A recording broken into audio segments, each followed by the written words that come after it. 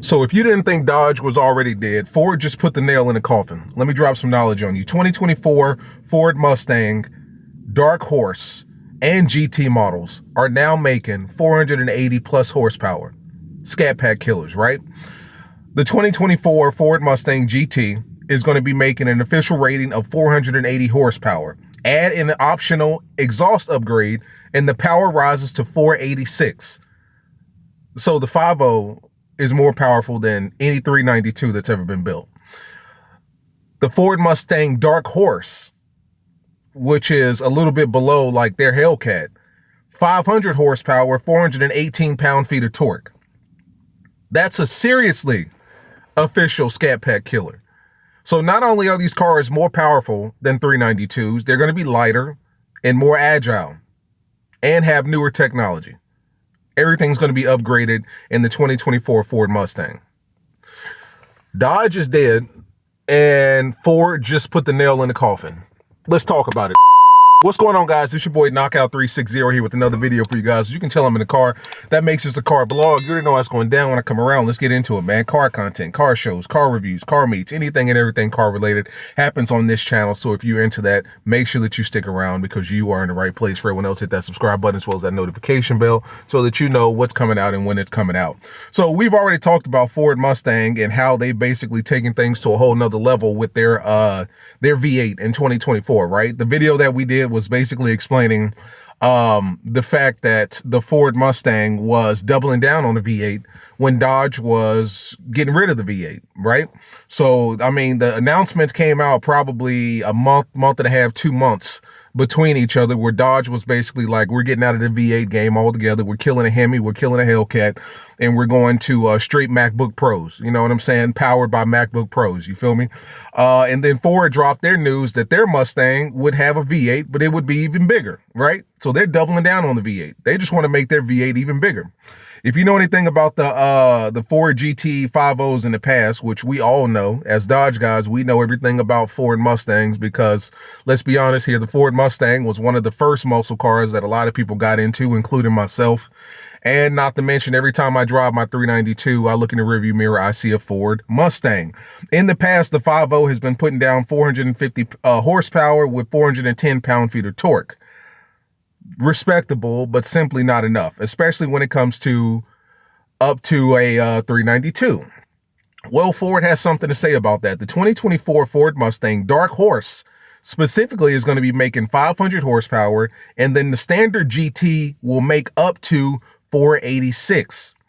The reason that I say up to is because the GT has an official rating of 480, but if you add an optional exhaust upgrade, which you can get from Ford, from the factory, from the dealership, it gives you 486 horsepower with 400 pound-feet of torque.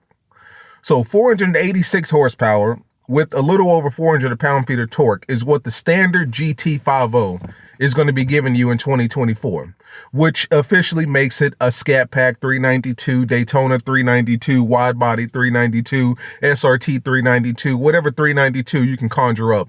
It makes that a killer. Not only is the body going to be lighter, because you know Ford has always been lighter than us.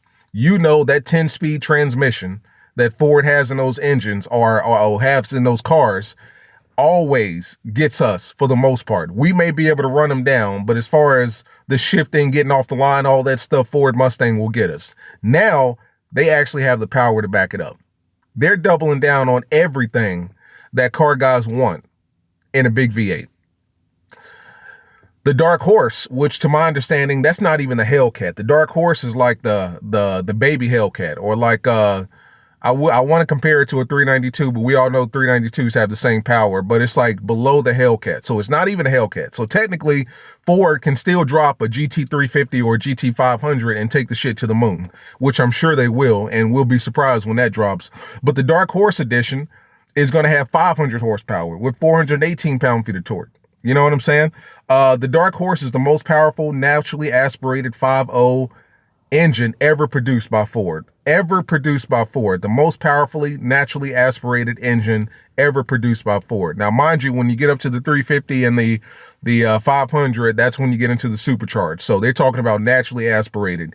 It wields upgraded internals, namely forged connecting rods, a uniquely balanced crankshaft, and strengthened cam shafts. In addition to the power increase, the changes help the Mustang Dark Horse redline at 7,500 RPM. 7,500 RPM, y'all.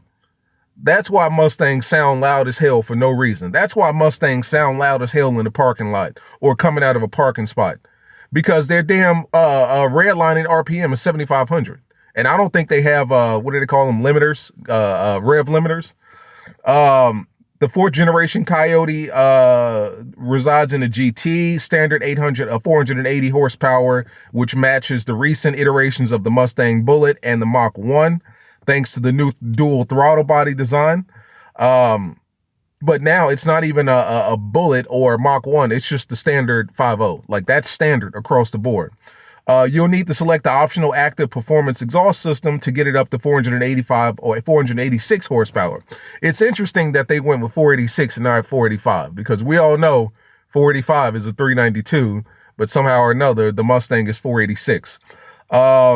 Torque is up to 418 horsepower with the exhaust upgrade and 415 without it. So if you don't have the exhaust upgrade, your torque is 415, but once you add it, it's 418.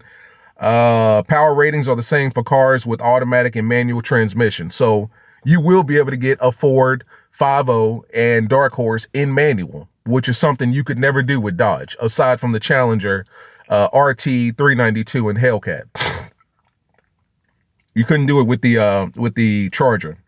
Even their the base model Mustang turbocharged 2.3 liter EcoBoost 4-cylinder engine is all new. 315 horsepower with 350 pound-feet of torque. I can see that giving some RT guys some stress. The fact that it's turbocharged, EcoBoost, 4-cylinder, it's going to be lighter, more agile, 315 horsepower, makes it the most powerful base model Ford Mustang that Ford has ever offered. You know, Chief engineer said Ford has really pushed the envelope. So Ford pushes the envelope, Dodge tears up the envelope, or we don't even present the envelope, you know, not anymore. Makes it more fun and visceral to drive, which is what Ford is concerned with. So Ford is truly doubling down on their V8. And they're doing it in such a way that, I mean, I feel like it's a slap in the face. 486, why 486? Why not 475 or 476 or 480? Because ScatPacks are notorious or have always produced 485. So it just makes sense that on paper, the Ford Mustang needs to be 1 horsepower more powerful than the ScatPack, ladies and gentlemen. That's a direct slap or a stab or a finger point at us. You know what I'm saying? That's Ford letting us know that they're coming for us. And they've came for us. And it's a wrap. Because we're getting out of the V8 game. We're getting out of the performance engine game. And we're arming our cars with MacBook Pros, essentially. I'm not even going to front. You guys know I'm not a Ford guy. This is not a Ford channel. But this car looks good.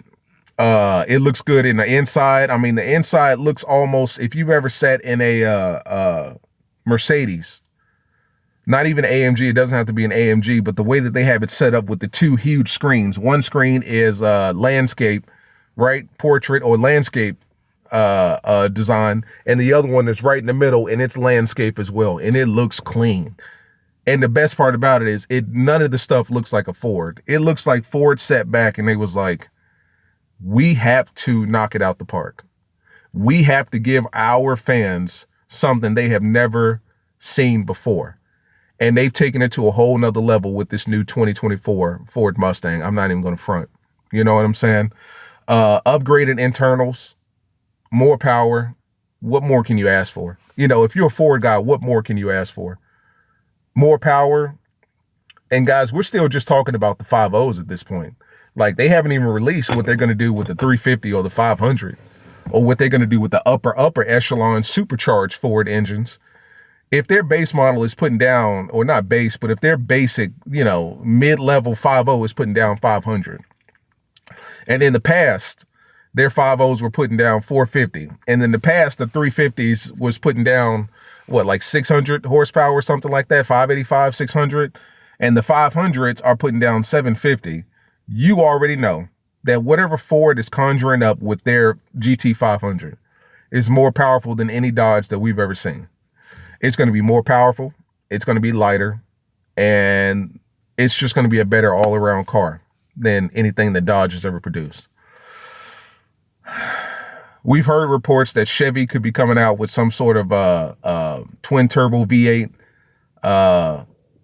Corvette C8. And if they do, you know, Dodge is done for sure. Ford has already, you know, they've shown their hand at this point, and the most powerful Ford Mustang naturally aspirated 5.0 engine that they've ever produced. You know what I'm saying?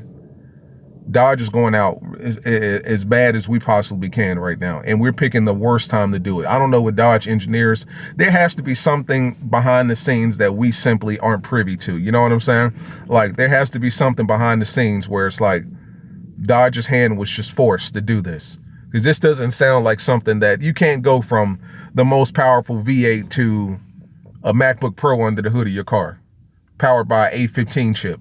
That's an Apple joke, if you guys know what I'm referencing there. But, you know, you just can't. So there has to be something on top of something, some sort of government restriction, something that's forcing Dodge's hand, because Dodge Challenger has been the #1 American muscle car for the last 2 years. So it's not like these cars aren't selling.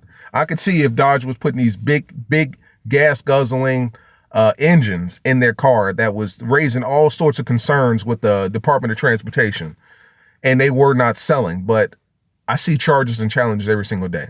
I see Durango 392s every single day. I'm at my barbershop yesterday, and the damn owner drives a Jeep Wrangler 392, bro. And there's 2 guys in the barbershop that drive ScatPack 392s that work there. So it's not like these cars are selling. Dodge is going out bad, and Dodge is going to be what they were in the 90s with the Intrepid, with the Neon, with all these other cars that nobody was buying. That's what they're going to go back to, you know, because we've already talked about it, and I've said this 100 times. Nobody buys Dodge muscle cars for the interior, for the luxury, for the technology. Nobody buys it for that. We buy it for the performance and for the looks, right? We buy it for the big engine, for the power, for the sound, and for the looks. Dodge is literally taking all that away in 2024. Taking all that away. Maybe not the performance, because, you know, on paper, apple to apple, you know, you can make the argument that the electric car is probably going to be faster, going to be a little bit more this, more that. But Dodge is going out bad, and Ford is doubling down on it. Most powerful, naturally aspirated V8 ever produced by Ford, and it just so happens to be dropping in 2024, which is the same year that Dodge is getting out of the muscle car business. My hat goes off to Ford. I'm not a Ford guy, and I don't plan on bringing a Ford to this channel, but you got to give respect and credit where respect and credit is due. And, you know, my hat goes off to Ford for doubling down on the V8. They're doing it the right way. Dodge, not so much. But as always, guys, it's your boy Knockout 360, man. Dodge is dead. Nothing we can do about it at this point, except for hold on to our big V8s or upgrade to a bigger V8 while they're still available. But that's it, man. I'm going to go ahead and get out of here, man. It's been your boy Knockout 360. I'll see you in the next one. Peace.